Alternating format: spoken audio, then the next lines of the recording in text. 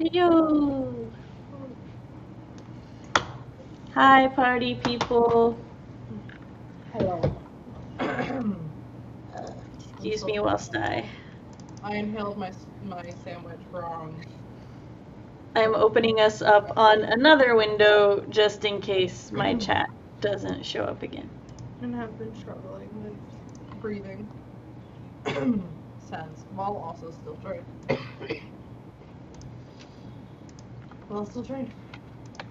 Just dying all over the place. I am a mess. My mom called me like an hour or so ago, and then she goes, "You're sounding so much better now." She's like, "The last 2 times I talked to you over the phone, you sounded really bad." And I was like, "Thanks." I'm glad that you can. Like, my mother has always had really like sensitive, like she's always been very in tune with changes in my disposition. But I feel like it's gotten even. She's been honing it over the year, because like now when I call her or something, within like 10 seconds she can immediately tell if I'm on an up day or a down day. She just clocked And I'm you. like she leveled up. She put more points into it. Seriously.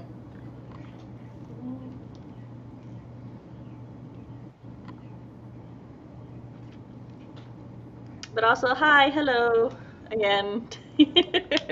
This is such a great comeback for us. Like we've been gone most of May.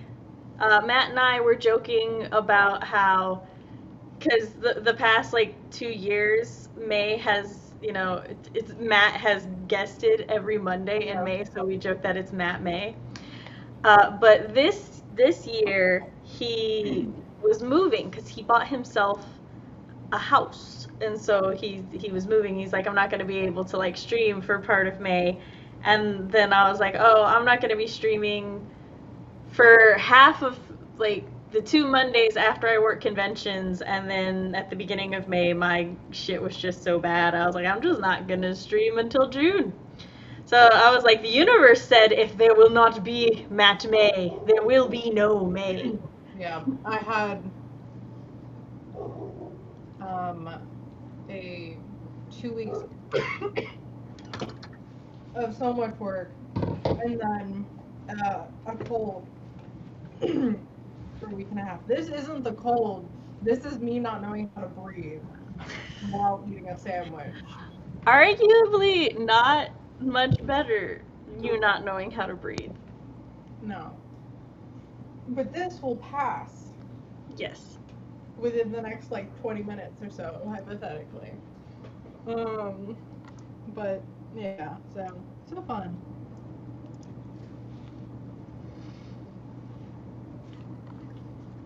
Hello, Jessica, and welcome.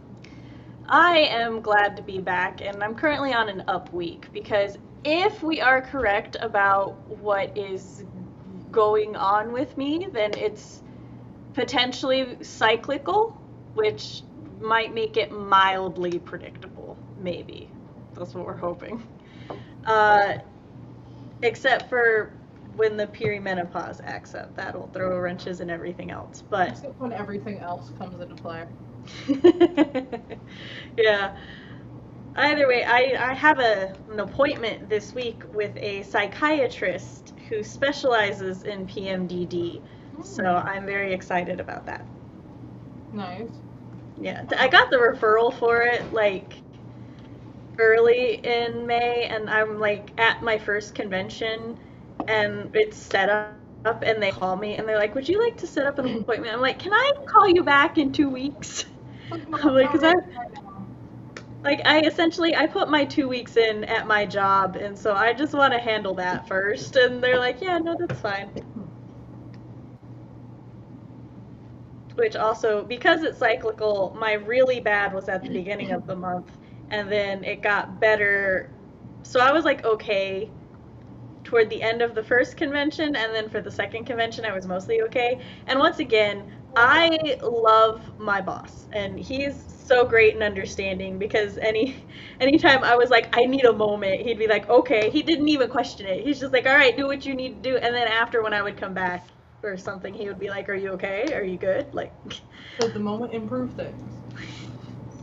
do you need more moments? Thor has gotten so fucking spoiled while I was working, because my roommate was managing her dinners, which is super nice of them. But it also means she was getting fed a little bit sooner. Like when my roommate got home from work, because that's when Storm would be like, "Someone's here to feed me." But now it is 5:09 my time, and she wants to get fed, and I'm like, no, we're not doing that, because then in the morning when I wake up, it's been like over 12 hours since she's eaten, and even quite a bit more than that, depending on how late I sleep. And she either wakes me up by slapping me in the face, or and when she does get to eat, she eats it so fast she throws up. Yeah. Because she's so starving. Because she never gets fed. No one ever feeds her. Never, ever. Poor neglected baby. Yeah, she's clearly starving. Jessica said hungry cats are so rude. Yeah, look at her. You're starving. You're skin and bones. Artemis came in my room. She was just chilling in my room with me for a while, and then I called my daughter down to do something.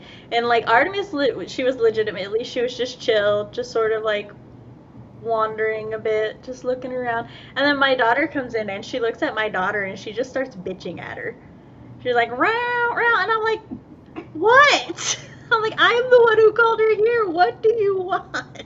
She's like, "No, actually, I have called her in. You pressed the button, but this is my summons." She's like, "Actually, I needed things, mother." Yeah. You should.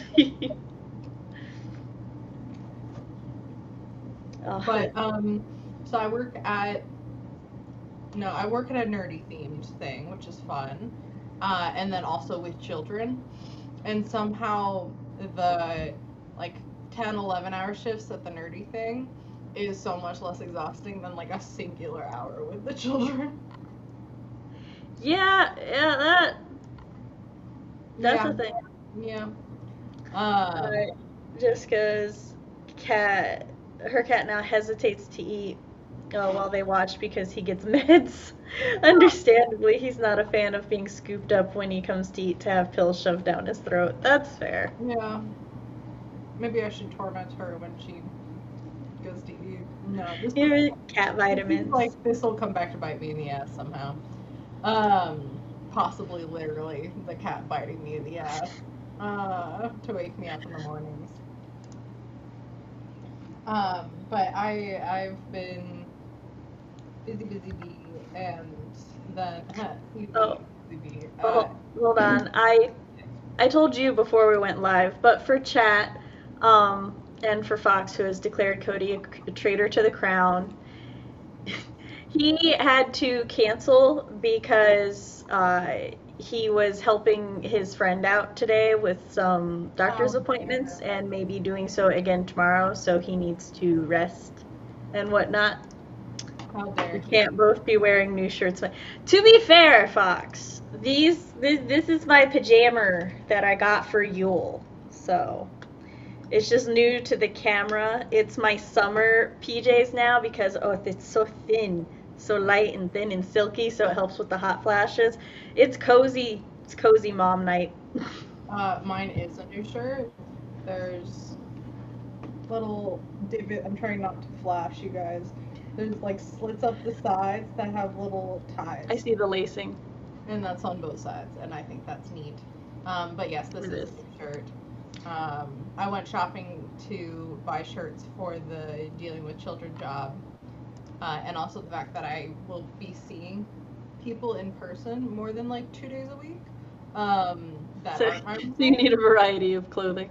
So I need clothes to trick them into thinking I'm a functioning human being. This is not one of the Dealing with Children outfits because it's also like kind of cropped and has slits up the sides.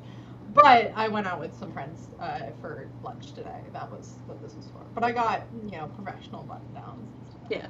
Professional, but also kind of fun button we took the dogs out for a walk today, so earlier I was wearing, a very Sam tank top and shorts outfit, but it was so hot and I sweated and I said no, and so I showered and then I got in my nice pajama and I said I'm not changing again. This is just what the internet will see me in. That's fair. Storm, do not go after the remains of my sandwich. You are not. That's bread. There is literal chicken on that plate, and you are going after the bread. I might need to. Oh. I don't even know what she hit. Am I frozen? Yep, I am.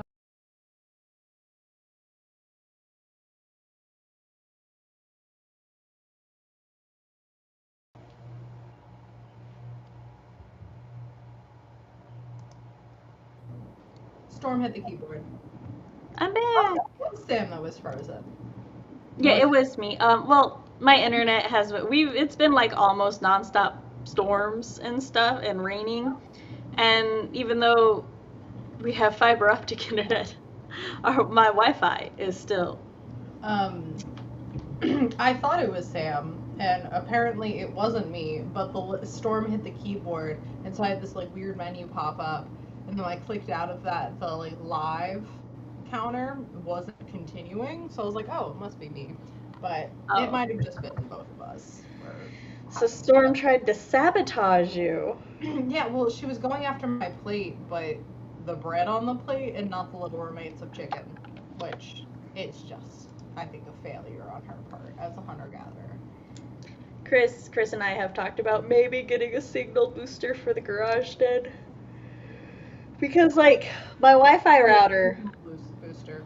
Yeah, my Wi-Fi router is actually, like, not super far away from the garage den, but these are cement walls. And so the signal has to fight through the cement walls to get in here. So we've talked about it, and we might... Like my internet at this place is better than my internet at the last one. Yes. To my memory, we have not had any internet issues on your end since you moved. No. Now, what I was trying to say before I froze-ed was that I am excited to be back, and I might record and post another update video at the end of June / beginning of July, just to let everybody know where I'm at with the medical things and whatnot. My tissues are shedding little pieces of fluff, and I thought it came out of my nose, and I was like, well, that's going to be that forever. You like in a cartoon when you eat, or like in a cartoon if you get hit with pillows and you inhale the feathers and then they come out of your nose. Yeah, and I was like, what the fuck is this? But no, it's just coming out of the actual tissue. Delightful. I have already been somewhat productive today, because throughout May I worked 2 conventions, and when I wasn't working I was basically trying to recuperate, and then Chris, essentially he had most of last week off, and he used 2 vacation days for the 2 days he would have worked, so it was like a mini family vacation. Excuse me. Wednesday we went to my cousin's for a cookout, and then we got all of our like errands and stuff ran on Thursday. Made the kids clean out the car. The car feels great now. So clean. And then Friday we had to go get something and fill the car up, because Saturday we went to the Ren Fair for the first time in like 12 years, and it was great. The kids all had a blast. We all found things to spend my hard-earned convention money on. And the children also kind of figured out that instead of looking for food, they should look for snack foods at the Ren Fair, because it was very hot and it's hard to eat food in the heat sometimes. But yeah, it was just a great time, and we watched. So Tennessee has this law for certain events and stuff that if there is lightning that strikes within a certain radius, you have to, like, the event is essentially has to shut down for 30 minutes. So we, like, sat down to watch a show, and then they're like, everybody, you gotta go out to your cars. But, like, only a small portion of people actually, like, left, and we're, like, kind of just walking around, because it's not raining, and there is no lightning where we are. It's just because it was in the radius. Well, then, like, the second time they come through and they're like, everybody go, the vendors are closed, leave. And so we're, like, slowly walking out and stuff because we're like, I don't want to walk all the way back to the car. It was like a 15-minute walk to the car. We get to the gate of the Ren Fair, and then they're like, okay, everybody can go back in. We were like, oh my gosh. Yes, you know what? Safety and precautions are great. Yeah. It's still annoying, though. Like, so valid. It should be happening. It was also so weird and surreal for me because this is the same Ren Fair I used to go to every year when I was a teenager. I, in fact, if I can find the photos, I am wearing almost the exact same outfit in the photos of the last time I went to the Ren Fair as I did this weekend. Yeah. That's fantastic. And so, and when I was a teenager, when it would rain and stuff, we would just duck in the tents. like we'd just go in the vendor tents or under the, like, because the main stage has this, like, awning thing, so we just duck under there. But now they're like, no, you have to leave the whole fair and go to your car. And I'm like, why? We're in the middle of the woods. The trees are going down way before we do. But so I've been going to the Ren Fair in LA. Last year when I went, it had, like, rained a bunch the day before, and it was raining a little bit throughout the day.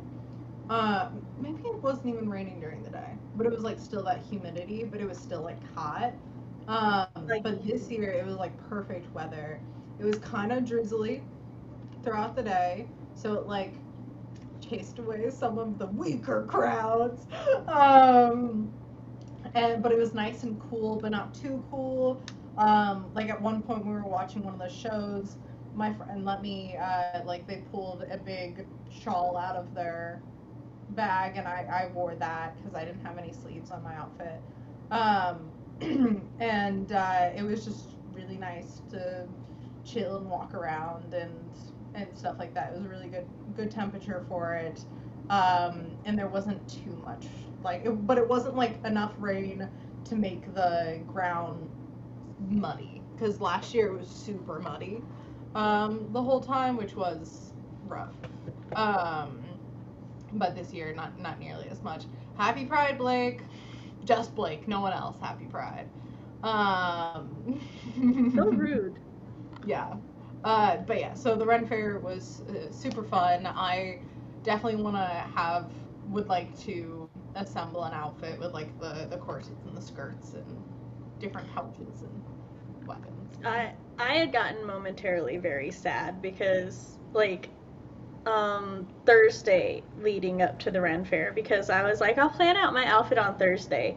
And then I was laying in my bed and I was thinking, and my husband's like, it's supposed to be like the Greek-Roman weekend. He's like, do you still have your? And I'm like, no, I had to get rid of that because I outgrew it. And then I'm thinking of all of the costume and outfit pieces that I had amassed since I was a teenager, and how I had to get rid of almost all of them because of my growth spurt in my early 30s. Yeah. And I was like, they're all gone. But then there were 2 skirts that I had purchased in my late 20s that still fit. And then the dancer top and sash actually fit. They were too big for me as a teenager, and now they mostly fit. So I was like, yes. The hip part actually fits perfectly now. Hell yeah. So I'm like, yeah, I have something to wear. My skirt, I spent my entire day before cutting up a different skirt and a scarf and sewing them together. to make I will it. say underneath my two, because it's just like I only had two skirt layers, and they both had very deep slits and stuff. And I was like, if it's gonna be raining, I know I'm gonna be pulling it up a lot. So I wore a I wore a gray leopard print pair of shorts underneath it. So it was extremely anachronistic looking every time I like moved my skirt to the No, side. I also had a skirt that I was wearing shorts underneath that are my roommate's like lime, a little paler green than lime, but like sleep shorts underneath because they were like the thinnest shorts we had that weren't like the pseudo Spanx or biker shorts, and I was like, I don't want that kind of tightness. Like I'm wearing a fucking skirt. I'm going to the Ren Fair. Like it's already gonna be hot. Yeah, like it wasn't hot, but I was just like, I don't want that kind of or not texture, but um, what the fucking the sensation of it that I know what you're talking about, but I that can't think of sensory the word. nightmare of wearing Yes, like then tight shorts like that. That's what I was trying to say. So I'm glad that I was allowed to borrow that. I did apparently confuse some of my family though. I have a chat room on my phone called Extended Family Photos, and that's when I send photos of the kids and stuff. That's where I send it because that's like my out of state aunts and uncles. And Jessica offered the word constriction for what you Yeah, you yeah, don't want that that kind as of well. constriction. But I was looking specifically for the sensory nightmare.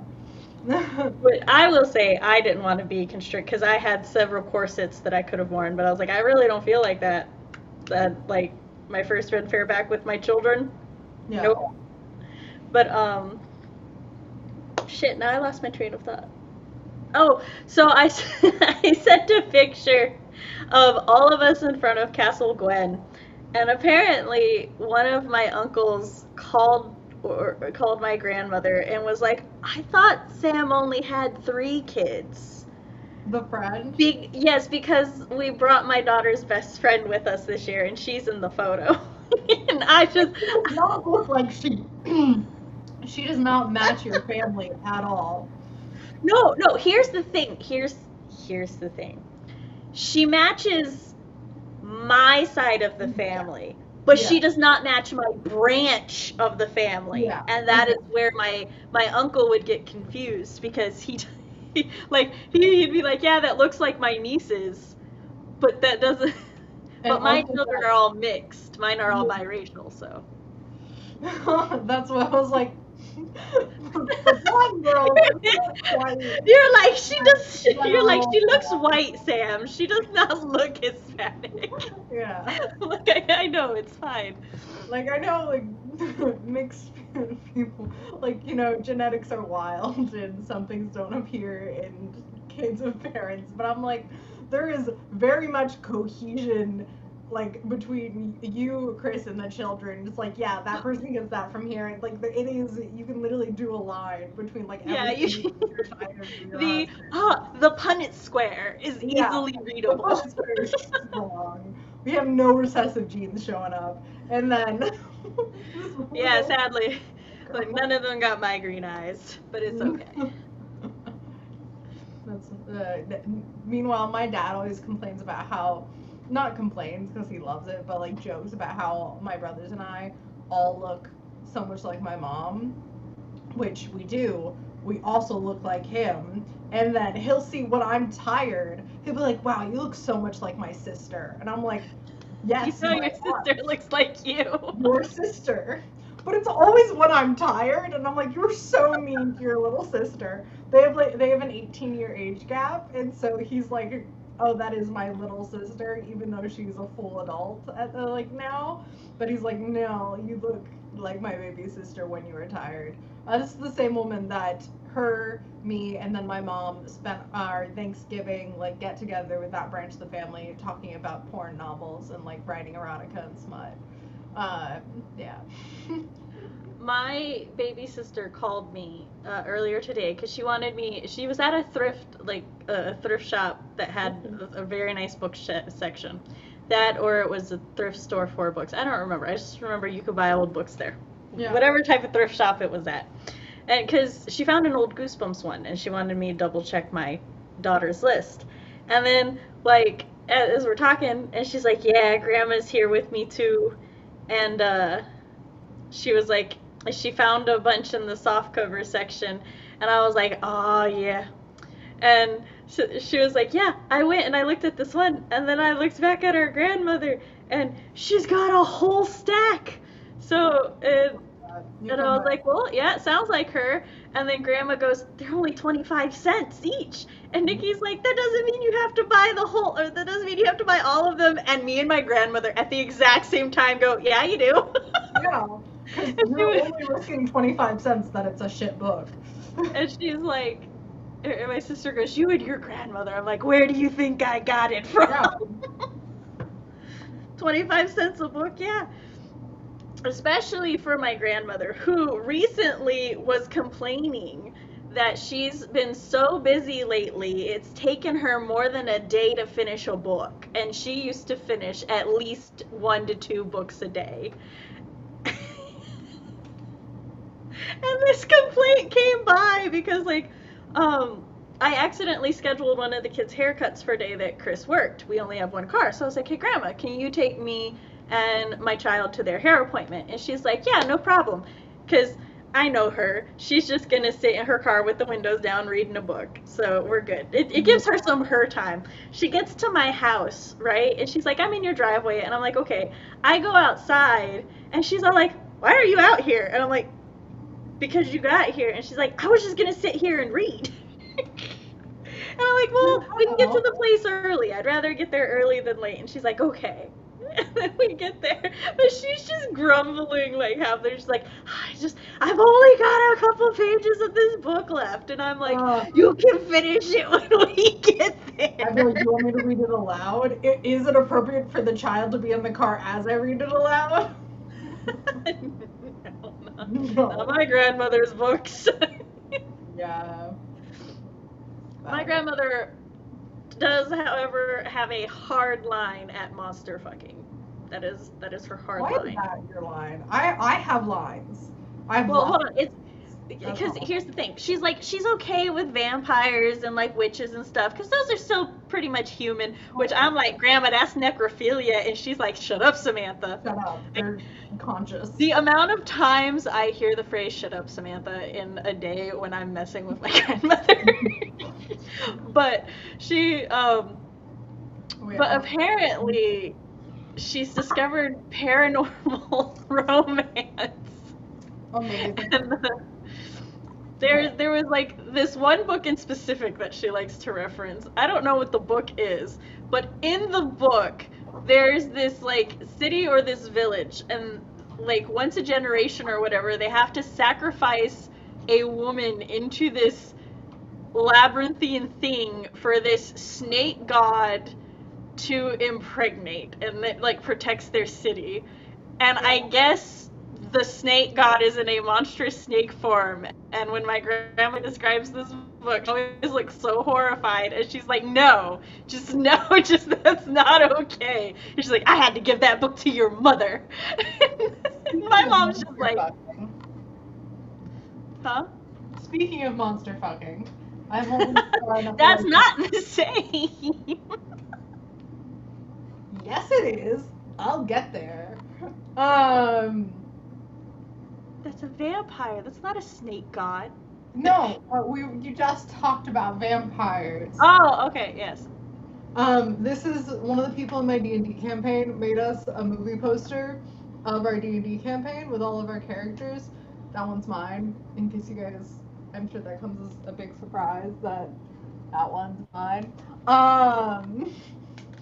And it also printed out a like actual movie poster sized one, and it is up in our in the like store where we play. And it is so fucking big, and it's hilarious. But about a third of the party now has a vampire obsessed with them. And is like As one There's do. a fine line, but it's like not fun obsessed. Or there's like different flavors. There's the obsessed, I want to kill them, I think. There's the you amuse me and I want to fuck you and kill you, and then I just want to fuck you one. Are the three different genres of vampires being Different genres of vampire obsession. Yeah. Jessica says, sounds like my mom. She'll read a romance novel with Max Spice. She'll read a dark and gory mystery novel too. No matter what, you probably shouldn't read it out loud. Yes, exactly. At least not out loud with my children in the car. Yeah. But I also love how absolutely unbothered my mom is by these things, because I'm like, yeah, that's where I get that. Because, you know, because whenever my grandmother says that a book is too much for her, she just always goes, I had to give it to your mother. And my mom always just nonchalantly shrugs her shoulders like, yeah, I read that. Yeah. I love that she's like, I can't do this. Let me give it to my child. I know. Like, I love that the ability to make that distinction. All right, I'm feeding Storm, so I'm turning off my camera. Okay, But the spooky library said hi, popping in to smooch the like button and say hello. We are a half hour in, and I need to work out my streaming schedule for the month, because I forgot today was a Monday, and so this was a very last minute all by decision. surprise. I feel like my May was so short and so quick, and then all of a sudden it was over and it's June, and I'm like, this year's being weird. Saturday, I was like, okay, so Chris has tomorrow off, and it's the only day that we haven't had to do errands or parenting. And I'm like, so we can just spend tomorrow together, and then the day after tomorrow, I'll do all my admin-y things. The And day then Chris after, goes to bed, yeah. and I'm like, oh, I can have some me time. I haven't had that in a while. And so I put in an audiobook, and I start playing Fields of Mystria, and then Fox messages me, are you streaming tomorrow? And I'm like, Yeah. it's Monday tomorrow. I was like, Cody, CB, are you too free? So, yeah. I'm gonna get some adminning done and listen to more book probably. Nice. All right. Everybody else, tell me what you're going to work on. CB, let people know what you plan to work on when we get back and whatnot. 3, 2, 1, go.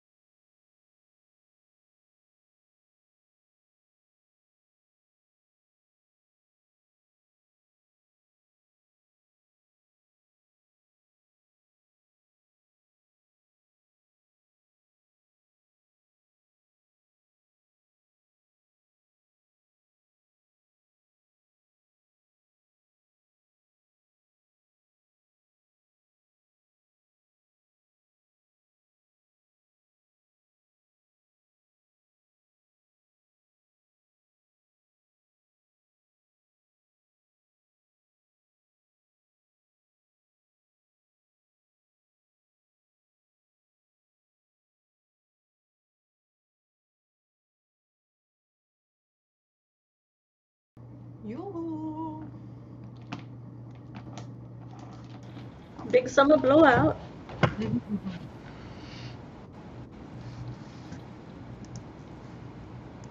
Jessica had said that she was working on outlining for draft 2 of her Krampus story. Awesome. And then we got a not so pleasant visitor, so I went on a tangent about my summer TBR. Nice. I did see that. I am filling out my calendar, which I've been using the Google Calendar much more in an effort to be, I don't know, the past like month I've been like, hey, I'm not gonna be able to function all the stuff I need to do unless I do like start keeping track of things. Like I'm making money, I'm spending money. I, want to be able to, I don't know, get my shit together, right? Mhm. And so I've been trying to use Google Calendar more. I made a fucking Google sheet where I'm keeping track of like my income and what I'm spending my money on, and big kid stuff like that. And like I just ordered an accordion folder to keep my pay stubs in, the ones that are like sent via mail. Oh, nice. Like the receipts for when I have to park for my job, to see if I can figure out how to write those off of my taxes, which is something I know I've heard people speak about. And that's business expense. So, but I was updating my paper calendar, which I enjoy having in my room, so I can just like glance at it. And I did discover I'm on the last month of it. It's like a 18-month calendar. Oh, you need a new one. It's just like, oh shit. So, and looking back, I want to look back at all the months, and just some very, very busy months and some very, very not busy months. So, anyways, I was filling that stuff out, answering some questions for stream scheduling and stuff with you, updating I'm looking for flights because I'm going to visit my family at the end of the month for our family vacation. And it's like one of the few times I see my extended family here. My parents were like, oh, we can just do like, you can just visit us sometime in August. And I'm like, no, I want to see my like cousins, my aunt and uncle, and my grandmother. You're like, I want to see everybody. Like, not to get weirdly dark real quick, every time I see my grandmother, I'm a little worried it's going to be the last time I see her. She's doing fine. That's one in her mid-80s. For me, I'm like, I don't even know if that's dark anymore, because so for those who don't know, I grew up in a 3-generational home. Yeah. Currently, I have but like, I knew my great-grandmothers. Like, I can't remember my great-grandfathers. One of them was still alive when I was like 5, because I remember going to their anniversary party. But that's like all I remember. But I do remember my great-grandmothers, both of them. And they didn't actually pass away until I was an adult and married. Wow. I'm trying to figure out if I had Michael by the time my great-grandmother passed. But anyway, point is, I grew up with 4 gens. My children also get to grow up with 4 generations. My mom's parents, they're snowbirds for medical reasons, so they're up here with us during the hot times of the year, and then when it gets cold and everything, they go down to live with my uncle. So my kids are going to help their great-grandpa with yard work this weekend. But yeah, this also means that like the that generation of my family and certain members of my mother's generation, they keep going, yeah, this could be our last holiday. And I'm like, could just not? But how old are they? My grandparents? Yeah.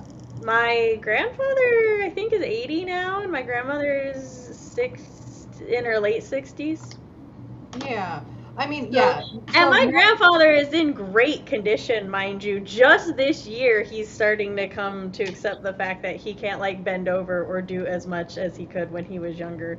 He, like, and has to let my children do things, like load branches into the back of a pickup truck. But yeah, but one of my uncles though, he has one of those medical conditions that deteriorates over time. So it's less about age and just about when the struggle is over. Yeah, my aunt, who is his wife, every time, like, she's all like, yeah, this will be our last Christmas. Yeah, this will be our last anniversary. She said that for like the past 4 years though, so it's lost its bite. So I think at this point she says it just so he will continue to prove her wrong. Yeah. I mean, I'm being dramatic. I mean, my grandmother on my mom's side is 87, I think, if I'm remembering her birth year right. But my grandparents on my dad's side are younger, by a bit. And so I'm less worried about them, although they're the ones that have heart attacks on the regular. But my mom's mom, my maternal grandmother, I'm like, this is such not a comparison, but last time I was home to now, multiple of my childhood pets had died. Oh yeah. So I'm like, hey, I just want to see people. Like, pets suck. I'd like it not to happen with people and be like, I wish I had come home for X thing. So I'm like, if I went home in August, I wouldn't be able to see her. While pets and family members are not one-to-one, pets, especially ones that you grew up with as a child, they are, like, they are family, and it can give you a new perspective in everything. Like I've not, like, ever since I was a kid, I think maybe because I have memories of my great-grandmothers and I remember visiting them and stuff. I've always tried to not be one of those people who doesn't visit, which is part of why the most, like, the last couple of years have got me so hard, because I used to go over to my mom's house like once or twice a week to bug my grandparents and my mom, and I just have not been able to do that. And so I'm like, I haven't seen you. So my little sister and I realized recently that we have not actually hung out, or we had not hung out in like almost 2 years.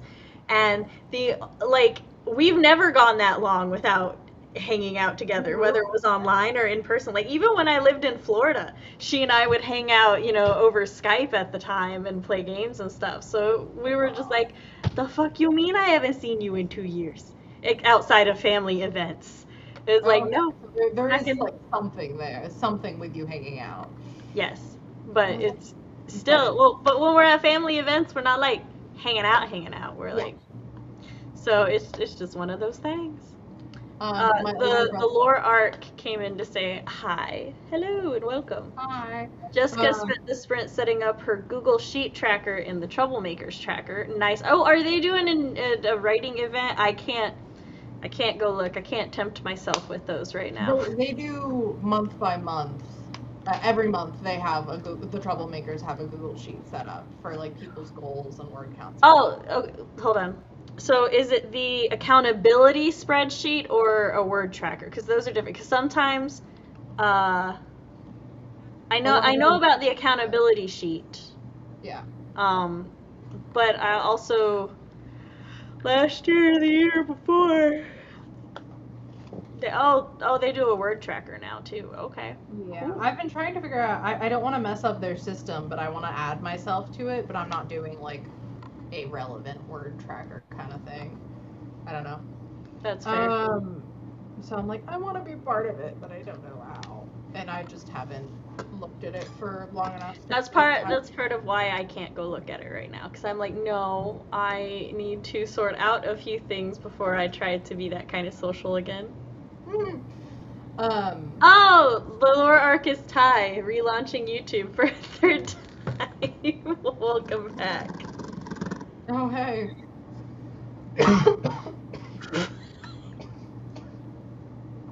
I don't know why that made me laugh. It was just the way you dipped out of the very sudden. And the other option would be like coughing on my computer. I have like again. But anyways, I don't even know what I was talking about because I just coughed so hard. Neither do I. My brain went so empty. Oh, but my children are doing so Books A Million host a summer reading challenge every year. The kids like pick 4 books from their list, and then they have until the end of July to read those 4 books, and then they get like a little prize. This year, the BAM partnered with Warriors, right? Okay. And my youngest was absolutely excited because she likes Warriors. She reads Warriors. Which, funny side story, my sister, when my children first started reading and stuff, my sister, she comes to me and she goes, Sam, you have to make me a promise. And I'm like, okay, what promise is this? And she's like, you will never introduce the children to Warriors. And I'm like, oh, okay, I get you. And she's like, that series scarred me so deeply. Don't do that to my nibblings. And I was like, okay, I promise. I will never introduce them to Warriors. Last year, my youngest comes in she's like, Mom, I went to the book fair. And I'm like, okay, cool, show me your haul. Because like whenever my family donates to the children so they can buy things at the book fair, we always take a picture of their haul so it can be like, hey Nana, this is what I bought with the money and stuff, right? It was Warriors graphic novel. And I was like, oh well. And I sent it to my sister and I'm like, she bought it with her own money. There was nothing I could do. I couldn't do anything, I swear. I would have had it. We don't ban books in this house. But, my sister was understandably, she was like, it's fine, because it wasn't like, it wasn't a situation where I shouldn't allow them. It's just, I could not be the one that introduces them to it. I was never a Warriors kid. When we went to Books A Million, my middle, he was like looking at the list and he's like, oh, well, I would like to read Warriors novel 1 and the Warriors graphic novel, since this is like a Warriors themed thing. And I was like, hey, yeah, that's some shit I would do. Yeah, of course I approve. He read the graphic novel and then he reread it and he's like, Mom, I love Warriors. I love cats. And I'm like, so fair. Don't start like my poor sister. I did not do this. I did not do any of this. This is not my doing. The children are not hissing at people at school because they will be bullied for that later. Oh no. I'm so chill with it. Love cats. See, I read book 1 of Warriors around the time it came out. Cats died in the first book. I said, peace, I'm out. Yeah. that was the end of my experience with Warriors. Hypothetically, it has all of I would have loved it. Never read it, and I think that's because there was like a stigma around the kids who read Warriors because they were hissed at people. Even though I was probably out there hissing at people for unrelated reasons. I was a weird ass kid. Thankfully, but for some reason got away with not being bullied for it. Thankfully, the popularity of things does not turn my children off of them, so. Yeah, no. Or like the stigma of fandoms and stuff. Yeah. But I recently learned, so because like my child has gone down a Warriors rabbit hole, I joined them a little bit down the Warriors rabbit hole, because I was like, how old is the author of Warriors? And I'm like, because this series came out when me and my sister were They have like 3 kids. different. It's 2000. It came out in 2003. What it is Aaron Hunter is a pseudonym for a team of writers, and it's basically the lead person who works on it and has been there since the beginning. Loves cats, hates fantasy, and therefore was not super excited to write this series. That's so funny. And they wrote the first book, but ever since then, they basically just plot it out, and then other people write the stories, and then they go back and edit it. And that's kind of their thing. And so I'm like, that means theoretically, this series could never die. Because, like, it's still ongoing. It's like JoJo. They just have arcs. Yes. So... Which I was like, I vaguely knew about some of this because, like I said, my sister was really big into the Warrior series, so I know some things just from osmosis and stuff. Mm-hmm. But my child has become obsessed, and their birthday is coming up, so they're like, Mom, am I getting Warriors for my birthday? And I'm like, you might be. And then I feel like one of your kids should. I don't know which one, but I feel like one of them should have those headphones, little ears. I think at one point one of them has owned a pair of headphones with ears. But the other thing is I was like, hey, so you finished reading the graphic novel, right? Like, yeah, you should give it back to your sister. Do I have to? She paid for that with her own money. She will come after you. Yeah. So. But yeah, I just love how excited they are about books and book series now. Yeah. Blake hasn't been in so long because they don't have anything they want to get. Oh, BAM! To BAM, yeah. Ty says, look, I try to relaunch at least once a year since last I went live. Well, you do what you gotta do. I'm just trudging on this. I'm gonna try to stream on Sam Went Rogue this week. We'll see. And when I get on there, the first thing I'm gonna do is just be like, the fuck was I doing on this ranch? I have no memory of this place anymore. Who were we romancing? Right, everybody. Especially now that I know I can date everyone. That gets to be my hoe account, ranching and romancing. Sorry, my boss just sent me my updated hours. Oh, that's fine. For this weekend, and he had texted me earlier saying I'm opening an hour earlier because we have an event. But they still have me end 2 hours early, like end my shift 2 hours early, and I'm like, I want my full shift. You're like, excuse? I would like money, sirs. Yeah. You just thought, my mother just lost her job. I have to afford us both. Anyways, but yeah. I also realized that I'm going the family vacation, I'm saying visiting my family, because family vacation is like, yes, that's part of it, but even if it was just going to go and hang out with my family, it would be nice. But is at the beach where my parents met, that both of our families go to every year. You know this. Context is for chat. But I was like, oh wait, a beach. That means I need a swimsuit. So I need to add that to my to-do list over the next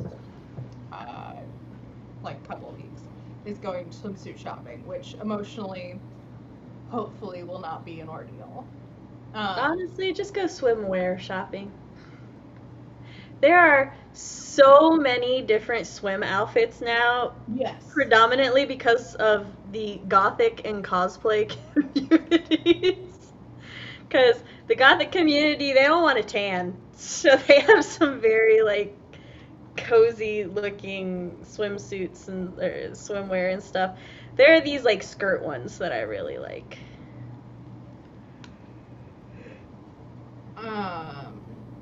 Yeah, I have. Well, you've seen the swimsuit I was wearing, which is like the meshy one, where it has a little Yeah. mesh skirt and then the mesh wrap around top.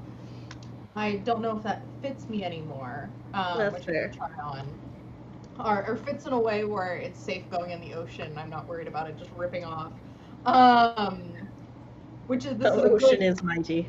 for context for chat. This is I'm happy the direction we're going that it might not fit anymore. Um, but I'm like I do like the skirt and like short because it's little shorts and then like a mesh skirt on top of that. So there is like you can see that I have an ass, but there's the little bit of fuzz, Coverage. coverage. I was thinking like camera fuzz. Not like... Anyways, so that's the You've thing seen that my I need to do. you've seen my mom's swimwear outfit. Yeah. And I haven't bought a one piece in a while, and I kind of want to buy a one piece because it's still a family beach vacation. I want like bikinis and stuff, but it's nice just having a one piece in your drawer to be like, okay, I just want to go to the beach. I don't want to have to worry about. I mean, people in one pieces are still sexy, but like there's a No, difference. I shall never own another One Piece again in my life. I have hated them ever since I was a child, and I will continue to hate them. You going pee in those things is so fucking inconvenient. Also, why I won't wear a romper. I haven't worn one since like my swim team days. So maybe I would actually hate it. Because there's only two ways to use the bathroom in them. One is incredibly awkward, and the other one you just strip naked. And I'm like, look, I don't mind being fully clothed. I don't mind being naked. I don't particularly enjoy the transitioning phase, and therefore having to do that every time I had to go pee absolutely annoyed the piss out of me as a child. So I was like, never again. I feel I should say I have nothing against the look of a one piece, and anybody who wants to own or wear one, go for it. But I loathe them with every fiber of my being for me.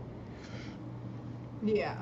That was also like why when we bought swimwear for our children, I was like, where are the little swim outfits for the goyles? Because my daughter will not put up with that. Like I'm not putting her through that. And she had the cutest little mermaid ones. Oh my god, yeah. Kids swimwear is adorable. Like the patterns and stuff. Yeah, and they get these little like mermaid skirt tail things Yeah. and those cute I little do tank tops. like some of the cuts that are more mature cuts and the recommended age on the swimsuit, how early some of the Oh yeah, no, for sure. bikini type cuts begin. Like not just because a bikini and like a little toddler wearing like one of those ruffles where it like goes all out in a little ruffle skirt, like that's more of a tankini vibe, is child appropriate, but no. I know what you're talking about. There are some swimsuits in the kids section I look at, and I'm like, I why? think back on when I was in like the preteen age, and when people were moving from one pieces, tankinis to bikinis, and I wasn't allowed to switch to a bikini until like later than my friends. And I remember being kind of like okay with it because of my own body image issues, but also kind of like why not? And not understanding why not. Yeah. But yeah, but all of that was happening probably too young. Just generally. My family was quite country, so if we could not find a swimsuit we liked, or if we just didn't know where it was, shorts and a tank top were just as well. So when tankini started coming out, I was like, yes, that's the easier version of what I already do sometimes. When we were little, we mostly wore like surf shirts. Like my brothers and I wore like the surf shirts. Yeah, that's what the boys wore. Like, and I have pictures of me on the beach as a little kid running around in a surf shirt and like I don't know what I was wearing underneath it, but like a bikini cut of bottoms, and having a blast because I wasn't getting sand burned from, going and throwing myself into the ocean. And honestly, probably will buy one for this. But I was like, okay, I can wear the bikini when I'm, being chill. But when I do want to go body surfing, I want to be able to not worried about flashing anyone. And then also with my mother is extremely pale. My dad doesn't burn as easily, but my mom does burn very easily. And since hitting puberty, I went from not burning very easily to burning much easier. So I would like to not get skin cancer. I'm pretty sure I will in my lifetime, but I would like to prevent it as much as possible and not die from it. Speaking of weird skin and burn and stuff. Yeah. So, we went to the Ren Fair, and it was incredibly sunny and stuff. Yeah. Well, did you burn? As the Ren Fair is in a forest, and it's like there's a lot of shade and stuff, didn't even think about sunscreen, but they have a lot more cleared area now, especially walking to and from the parking lot. Sunday morning, I roll over and look at my husband, and he just starts poking my face, and I'm like, what are you doing? And he goes, you're burned. And I'm like, am I? And he goes, yeah. And I'm like, is my face hot? And he goes, it's a little warm. And I'm like, yeah, it'll be fine. And he was like, how do you not feel it? I'm like, it isn't. Yeah, I would I'm covered in freckles and moles and stuff, as you can see on the stream. And I would, I'm fully aware that I am pale as fuck. Sorry, a DoorDash delivery driver is walking by my apartment and Storm is alarmed. But yeah, so wearing sunscreen and also a swimsuit where it's easy to apply sunscreen. That really cute mesh swimsuit I have to unwrap the top because it has a tube top thing, and then it has these two long just strips of gauze fabric that you can wrap in different configurations around yourself, but you definitely need to take those off to be able to apply sunscreen. And then I'm like, I just want something simpler than that. My swimsuit has apparently just one Achilles heel in its sun protection. Yeah, because you got burned through your swimsuit, right? Yeah, for the little mesh part. No, that's why I was referencing the face, because that happened when I visited you. You were like, your back, or you're like, your shoulders are so red, and I was like, are they? I do. I remember turning around the next morning and just lobster, and I'm like, oh no. I've infected you with proximity. Oh, that was another thing, I hit puberty or whatever earlier, and so there was a lot of swimsuits, and even now there's a lot of swimsuits that don't have the amount of support I desire. Even as they size up, the swimsuits are not structured differently from an A cup than on the other, a double D or plus structurally. So it's the same strip of fabric, even though you made it larger, you didn't make it any tougher.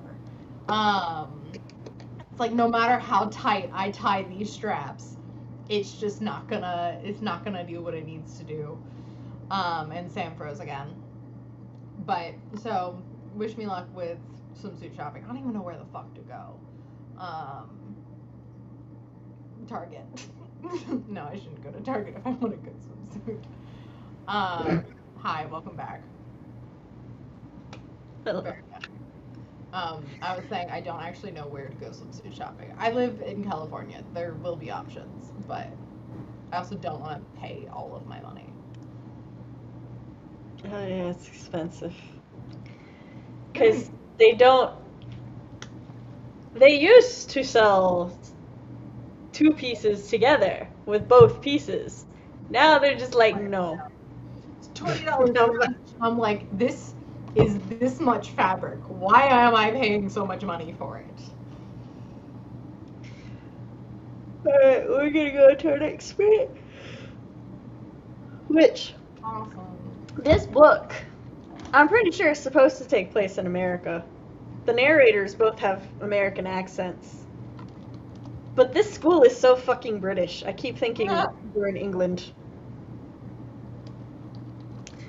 What book Wait. is it? Ace of Spades. I looked it up. The author is in fact British. So. Yeah. That would be why, probably. Okay. Wait, 3, 2, 1, go.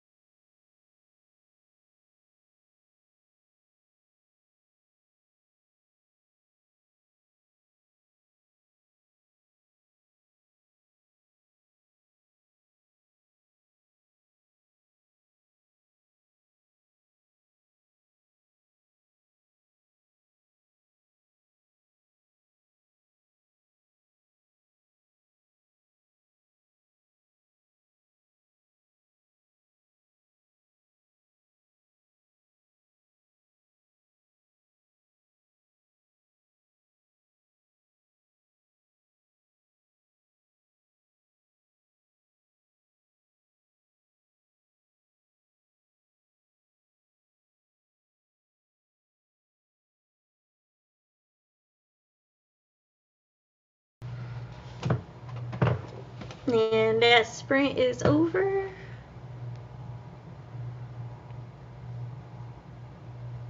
In my book, they're trying to find out the identity of the antagonist. And they were like ramping up the tension to get there. But I'm like, one of the motifs is they're like, oh, the wide, creepy smile on the mask. And I'm sitting here like, I cannot take this antagonist seriously if they are wearing a jester mask.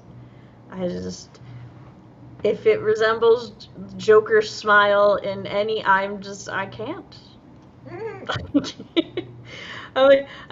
Which, to be clear, that is a semi-universally creepy aesthetic because, like, the human face is only supposed to, like, smile, so like, really wide smiles and stuff do come, like, it triggers the uncanniness in our brain, but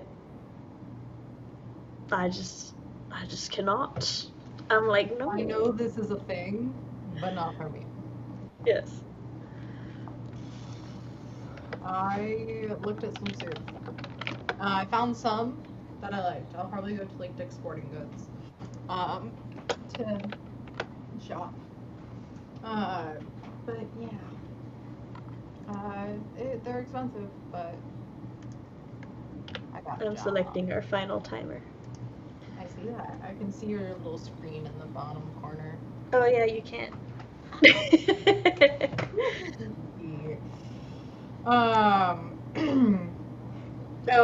Jessica is thinking of playing Palia on Wednesday after the update tomorrow. I don't know what that is. It is a game that Jessica has been playing that I know something about, and my brain is just not letting me access that information right now. I am actually. But I have seen it. I have considered playing it. I would rather refill my water because I'm really thirsty all of a sudden, and this is like 2-day-old water. So I'll be right back. Fair enough. Jessica also finished the Google Sheet and opened the doc, then stared at it and went and grabbed a sandwich. Fair enough, you must refuel your brain.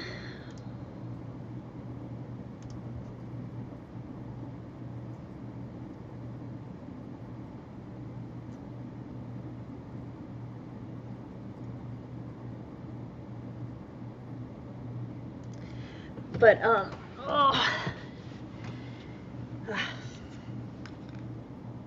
I was sitting on my butt in an uncomfortable position, and I didn't realize it till I went to move, and my muscle informed me that it was not a good position. 2-day-old water.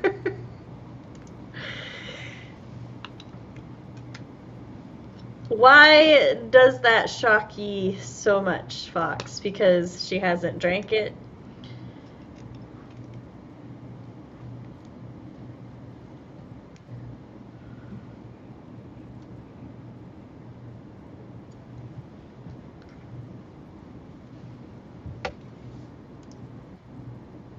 Oh yes, that's why she's refreshing it.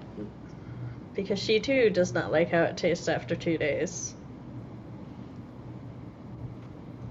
I generally don't care, I just add more water. And then they mix together. I'm harassed.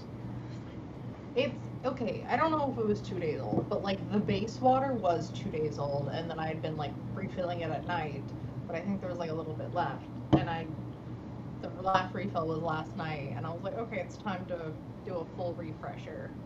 Yeah. I'll fill it back up, so. Nothing wrong with that. Jessica said, Palia got horses and new NPC in May, and the update tomorrow is for summer, so I'm hyped. Nice. Horses! Horses. I haven't gone riding in a while. Oh, I read Catabasis. Catabasis? I think it's Catabasis. And? I liked it. I thought it was really good. I thought... She looks so confused! I don't know. Someone, and I thought it was you, didn't like her style of writing. R.F. Kuang? Yeah. I like R.F. Kuang. You might be thinking of Blake. I don't know. It's either Blake or Rowan, one of them, because I liked Babel and they hated Babel. If it's hate, I feel like it's Rowan. That'd be in. I feel like Blake would be. And I do. So one of the things I know that RF Qualm is sort of a like. She splits mindset. Thank you, Blake. It was Rowan. I was like, it was one of my two, in my mind, there's like, you know, a branch of associations, and I've got like your branch, and then off of your branch is Blake and Rowan, and I was like, it's one of those two. Yeah, Blake says she hasn't read R.F. Kuang. Or they haven't read R.F. Kuang. But yeah, no, R.F.'s the one who wrote The Poppy War, right? I don't know. I only know that one. Yeah, they wrote The Poppy War. That book took off because of a post by Trigun. Okay, so from what I have seen, R.F. Kuang can be one of those, or is one of those authors that splits fandom communities for a plethora of reasons. Let me double check something, because I think R.F. is also the person who wrote Yellowface. Yeah. Okay. I haven't read Yellowface, but okay, so the thing is, R.F. Kuang has degrees in like fancy things. You mean education degrees? I thought you meant like, oh, from being like, they have different degrees to them, like there's different sizes. No, I mean like college degrees.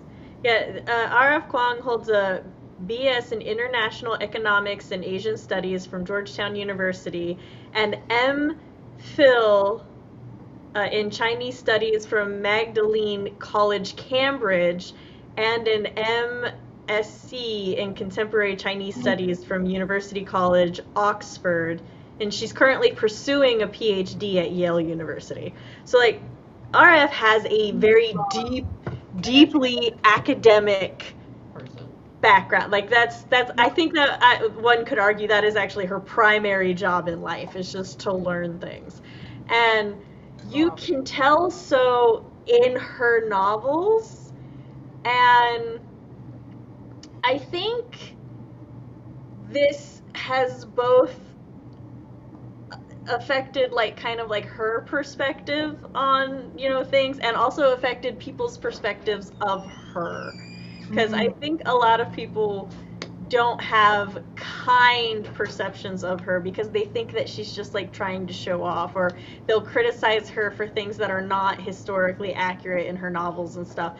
I absolutely love that in most of her author's notes, she lists things that she's like, yeah, this isn't historically accurate. I decided to change this, and I decided to change these other things. And she's like, it's a fantasy novel.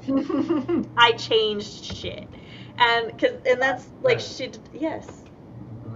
Okay, well, come over here. Well, you kept on talking about historical and Yeah, because you're just standing there. Well, the important part is that, you know, coffee wasn't in the middle of anything. And, you know, I didn't get to try the coffee at the Ren Fair. There was no coffee. The Ren Fair also doesn't take place in the Middle Ages. The Middle Tennessee Renaissance Festival does not take place within any time era. It is a fantastical amalgamation of time. And that is how it is marketed. No. Yes, it is. Sorry. I kept threatening to leave him in the car at the Ren Fair because he kept trying to point out things that were not accurate. But also, the owners of Castle Gwen have a Darth Vader statue in one of the balconies and a Batmobile replica in their front yard. I don't think they care. Oh, no. No, what? Star Wars happened, and I quote, a long, long time ago. In a galaxy far, far away, therefore not on Earth, therefore not historically accurate. It's historically accurate. Batman isn't. Anyway, go to bed.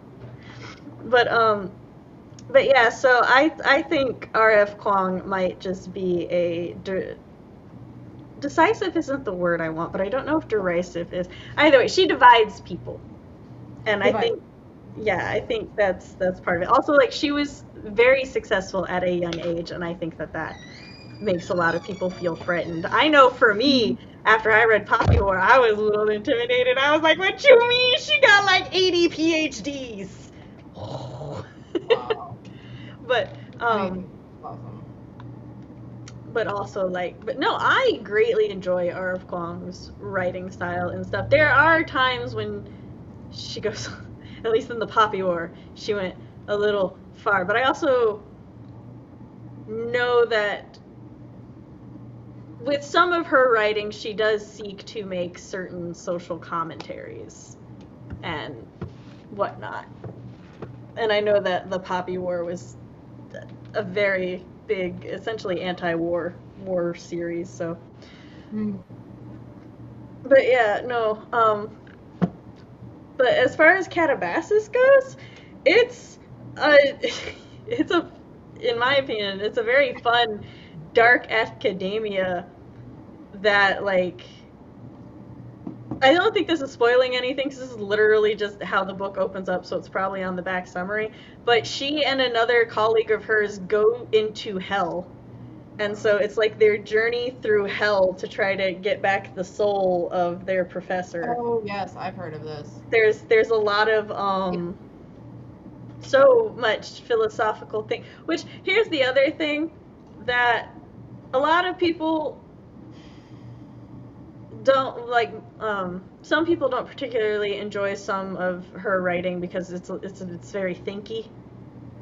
Okay. And for me, I don't care. Either I engage with it and I'm like, yeah, no, that's really interesting and that makes sense, or I just go, so anyway. Cool story. Moving on.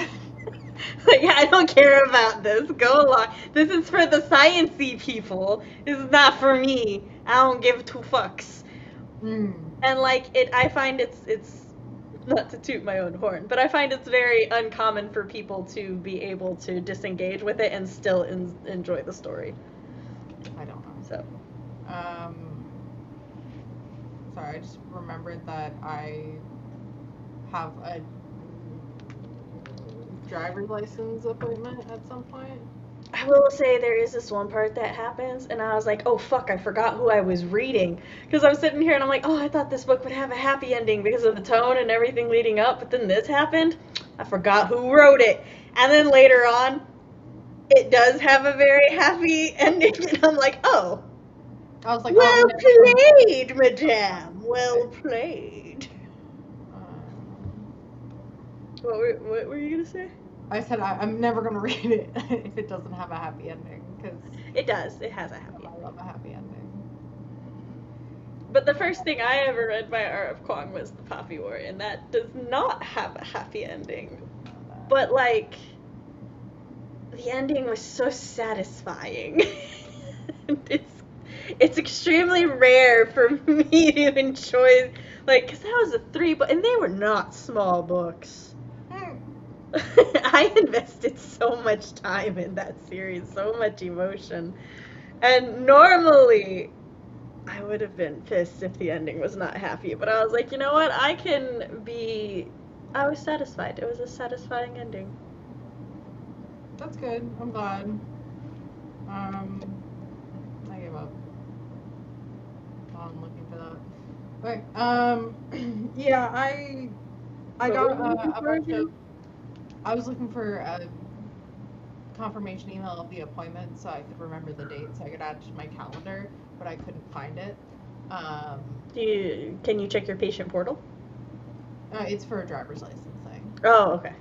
And I was just looking through my email and I'm like, this should be. I have a go to the DMV email, but it doesn't say when. And I'm like, no, I'm pretty sure I selected a day and added it to my calendar, but I can't find it. Sorry, I looked at my phone because I was about to like exit the thing, but it goes, her academic background heavily influences her critically acclaimed fiction. And I'm like, oh, her critically acclaimed fiction, you say? Fancy. Fancy schmancy.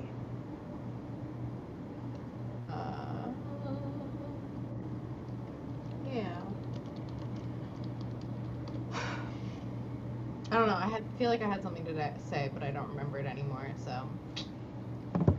That damn DMV throwing us off.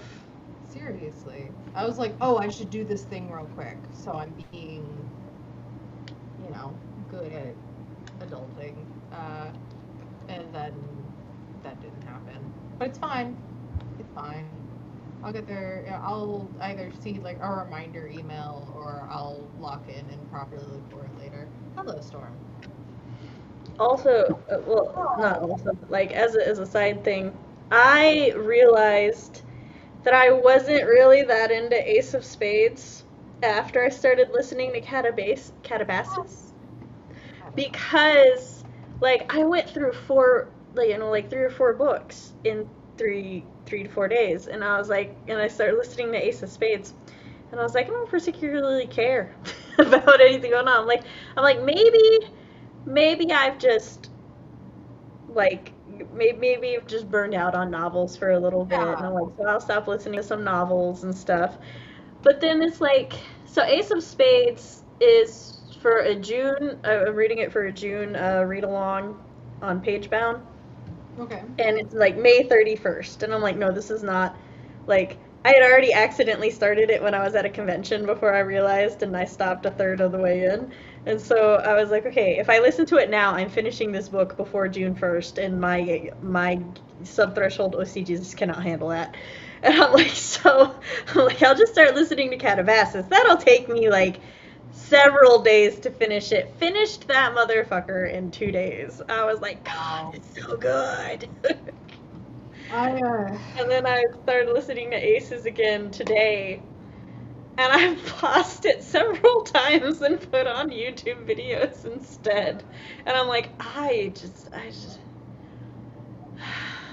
it's not Chiamaka's chapters. I love Chiamaka. I feel like the narrative is so fucking mean to Chiamaka, and I am so tired of listening. I can't remember his name, but the other POV's name, I'm so tired of being told he's poor. I get it. He's poor. He's poor, and he grew up in a rough neighborhood, and everyone hates him. And he just can't make no friends because he's gay, even though, like, I think he can't make any friends because anytime somebody talks to him, he's mean to them. And he's so mean to Chiamaka in his head, and I'm like, leave her alone. She's like there's this essentially Gossip Girl-esque entity trying to destroy their school careers. And she's all like, we gotta catch this motherfucker because, like, I worked too hard to get where I am. And he's all like, he doesn't care. He doesn't want to figure it out. He's like, I just want to, my life's going terribly because it's always been going terribly. And I'm just so stressed and so poor. And I'm like, oh, are you? Are you stressed and poor? Being stressed and poor and relying on this scholarship, wouldn't that make you more motivated to figure out who's trying to fuck this up for you? But no, instead he's just really judgy about Chiamaka because, oh, well, Chiamaka's rich and pretty and popular and shit. And I'm like, oh, she's a driven, successful girl. Oh, no, how terrible. She's like they're trying to do a stakeout right now to try to catch the aces, and she was like, wear black, and he's like, oh, she said we're all black, but I didn't expect us to have to dress like criminals and stuff. And he's like, the entire time he's mocking her, like, idea here, and I'm like, bro, hi, you're not coming up with anything else. And she's like, why were you late? And he was late because he was flirting with a dude, and he's all like, oh, I was having dinner. And she's like, next time, inconvenience someone else with your dinner. And he's all like, oh, like, the narrative is so mean to her for saying this, but I'm like, he fucking lied. That's not even what he was doing.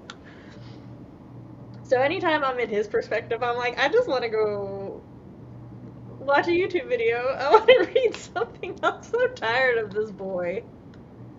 So tired of this boy. And then I get a Chiamaka chapter, and I'm like, yes. Oh.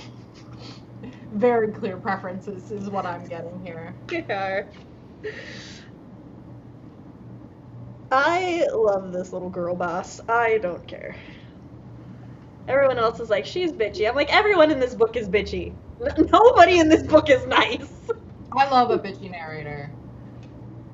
So, yeah, but the thing is, from her perspective, she's not even that bitchy. She's just focused and driven and stressed the fuck out. So, yeah. Which let me tell you, they're both stressed the fuck out. But you know who's not constantly telling me she's stressed the fuck out? She's just being stressed. Just being stressed. Me. I'm like, the fact that these two perspectives are written by the same author, why? That's definitely like further down the revising rabbit hole. I want to make sure my POVs are distinct. Yeah. Because I think they are, but I don't. You want to make sure they're so distinct that you can have a reader who's like, oh, I love this one motherfucker, that other one. No, I don't want people to hate one of them. That's actively, I actively do not want that. That would be bad. Sam, no. I'm gonna make Jason an asshole. Like, no. I already think some people won't like him, but that's just how people are. So. I just meant that the narratives would be so distinct that, you know, people are not necessarily influenced by the other. They can have completely different opinions of the boys from there. Yeah. Yeah, I don't. I mean, if it makes you feel any better, this is far from the first author who's ever divided me with POVs like that. I mean, got my writing style or rooted inspired. My writing style is, heavily inspired by, Rick Riordan, like him laying those, hey, multiple POVs is a thing. And I know people have divisive thoughts about that. That Jason, not my Jason. Something I meant to mention earlier about the pen name Aaron Hunter. Yeah. They specifically, like, when they were trying to come up with the pseudonym, the identity for the team, they wanted a name that would put them close on shelves to Brian Jacques so that the Warrior series would always be near Redwall. Wow. Because they figured fans of Redwall would also like Warriors and vice versa.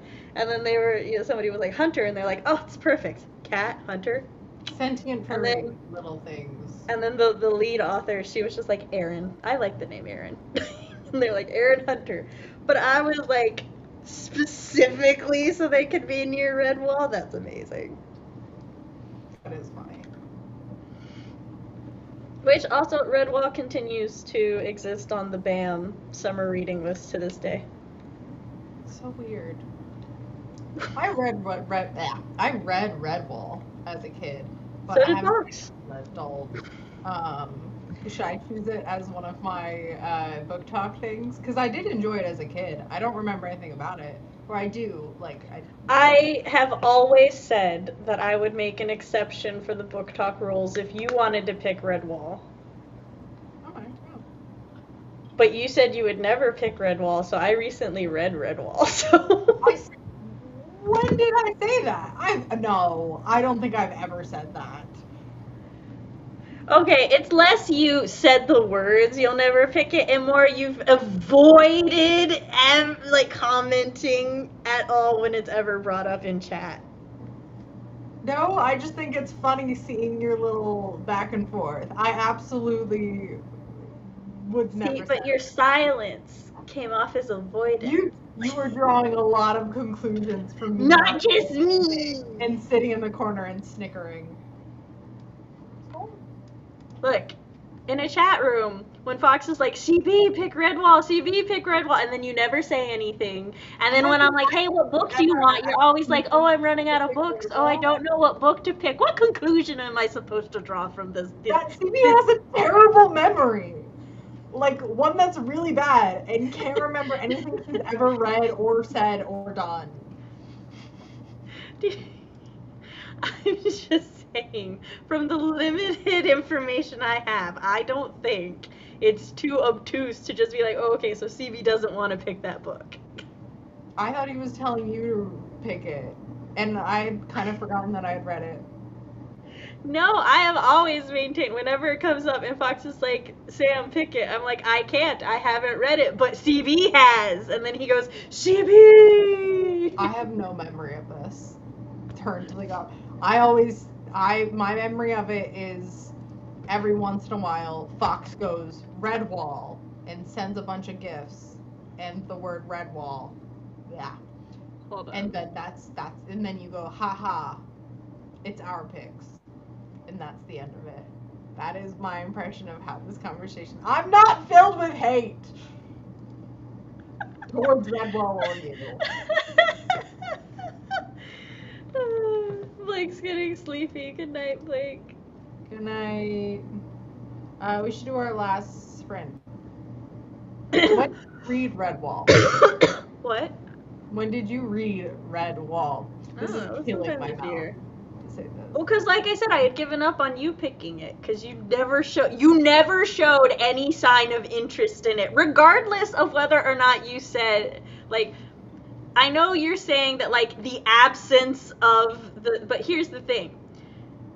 Yeah. No, you never, like, you may have never said that you didn't want to or that you were disinterested, but you also never showed interest, nor did you ever make any comment about picking it. So I did not ever register it being an option that I could pick. That's not my fault. No, this is my fault. So. Also, I have texted my family so many times to take a picture of my bookshelves and my like childhood bedroom, and they have not. I'm so sorry. So, I don't know. Oh, I should look through my page bound, see what I've marked as read. I don't know. I might do Ranger's Apprentice. I kind of want to read Ranger's Apprentice. Although I know you've read the first one, right? But should we just start at the second one? Okay, I read Redwall in December. Okay, that's too close to now. What about, have you read Artemis Fowl? Yeah, I read book one. Okay, I read a lot of those book ones last year for Nostalgia Train. Why only book ones? Okay, well I read those like full fucking series. That's why I don't have any books I remember, because Sam's read the book ones. It's so hard to exist around people who hate me and Redwall both life stuffs. Oh look, she's dodging the subject again, and we'll forget about it next week. But I told you, I said if you wanted to pick Redwall, that it could be the exception to all the rules. Oh. Sure, I'll pick that for our next pick. But I do think that I've said that because...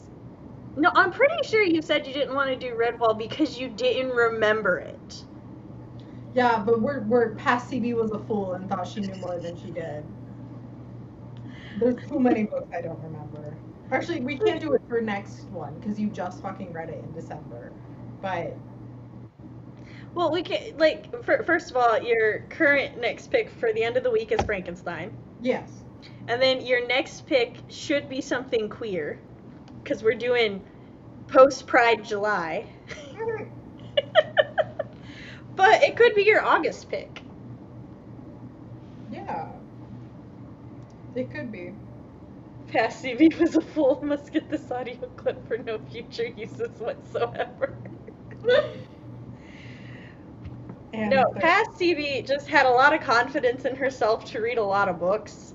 Yeah. And didn't realize, and did not in fact realize how many books Sam devours. Or what about this random book that I have one that I enjoyed that I vaguely remember. Have you read Dorothy Must Die? No, I have not. Like, Wizard of Oz, Dorothy? Yeah. Okay. We can do that. It's not queer. Wait, I need to find a queer one. I'll go ahead and start our last sprint while you do that. I'll probably do Have an Official's Blessing. Well, it's fine. You have, like, a week or so to pick. I just need to know your next pick so that I can have the preview for our scandal lady. All right. 3, 2, 1, go. Storm again.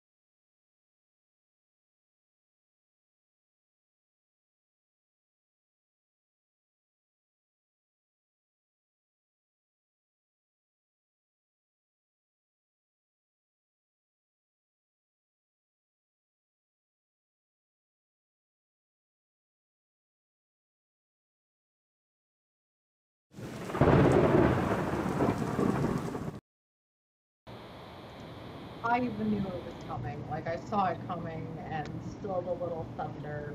I always forget. I'm always like, do. I was like, oh, I should pause what I'm doing and get ready to be heard again, and then Darvel. I got to a Chiamaka chapter, so. I am bleeding from my ear, or on my piercing.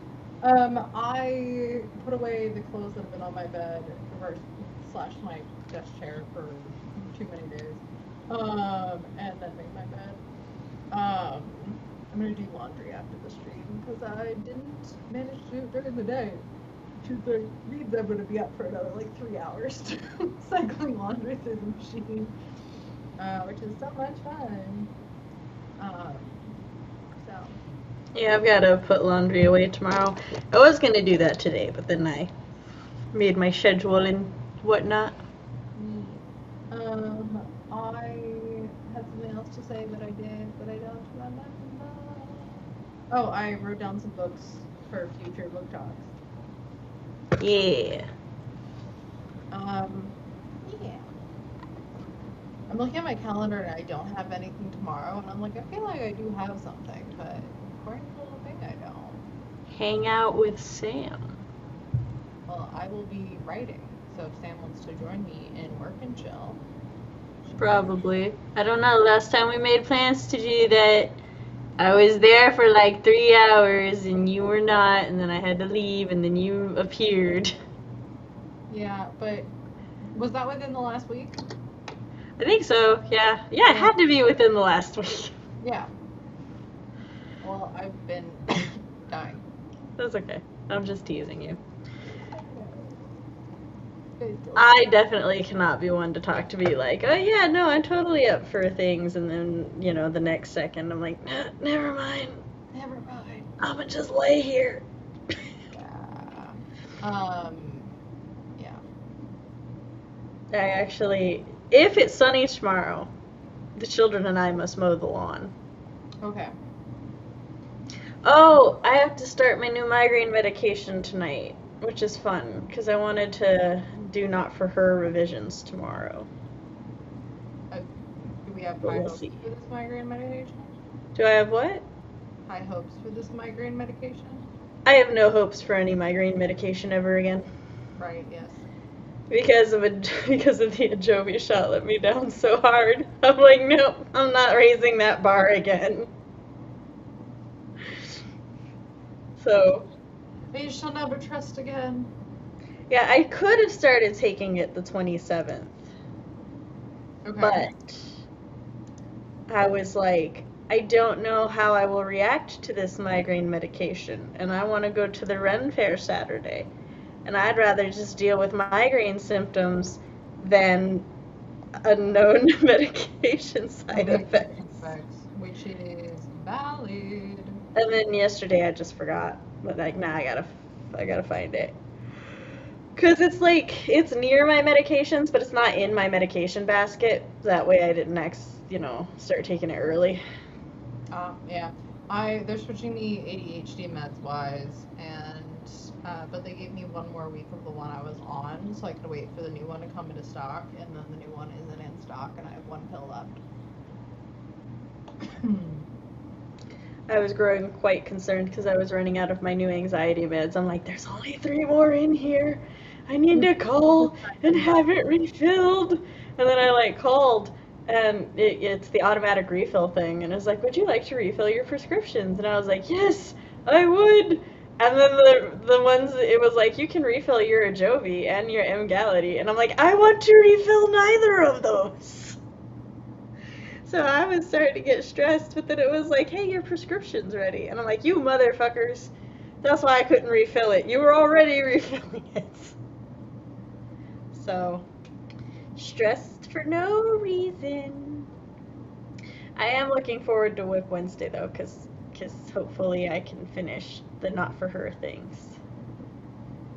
Or at least make progress, which I had already told my editor. I was like, I'm not even going to look at it before I'm done with my conventions. And she said, that's fine.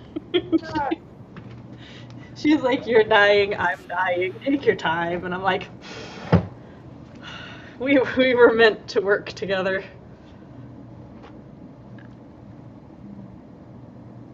Sorry, I went to check on my prescription and it goes, X not filled. This prescription wasn't picked up and has been returned to stock. And I'm like, I was never informed it was filled.